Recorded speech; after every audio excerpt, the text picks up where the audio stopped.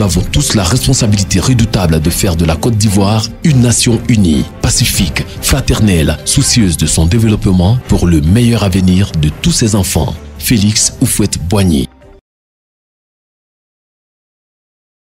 Aujourd'hui, nous allons commencer à parler du respect que les citoyens doivent avoir vis-à-vis des symboles de l'État.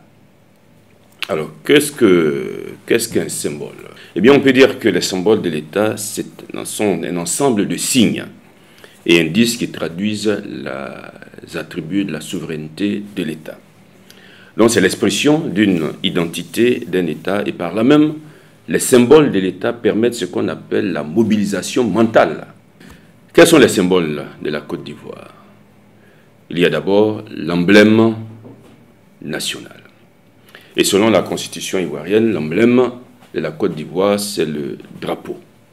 Le drapeau tricolore, orange, blanc, vert. Et c'est vrai que c'est une étoffe qu'on voit, mais le drapeau va au-delà de l'étoffe. Le drapeau national est un symbole d'appartenance à une communauté. C'est un symbole de ralliement.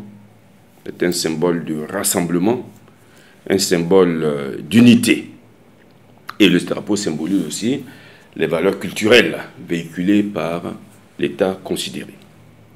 L'emblème national de la Côte d'Ivoire, c'est le drapeau tricolore orange, blanc, vert, en bande verticale et d'égale dimension. Ça, c'est important pour nos frères qui confectionnent les drapeaux. Que signifient ces couleurs? Alors, pour ceux qui sont allés quelquefois sur le site de la présidence de la République, voilà les explications. La couleur orange rappelle la couleur de la terre des savanes du centre. La couleur blanche symbolise l'espérance dans l'union et dans la paix.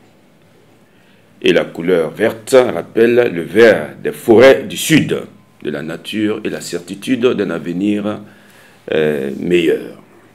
Et c'est d'ailleurs la raison pour laquelle il faut veiller à ce que le drapeau, une fois hissé, ne puisse pas être pris dans des branches ou dans sa hampe, et tout ça, etc. Le drapeau doit flotter librement.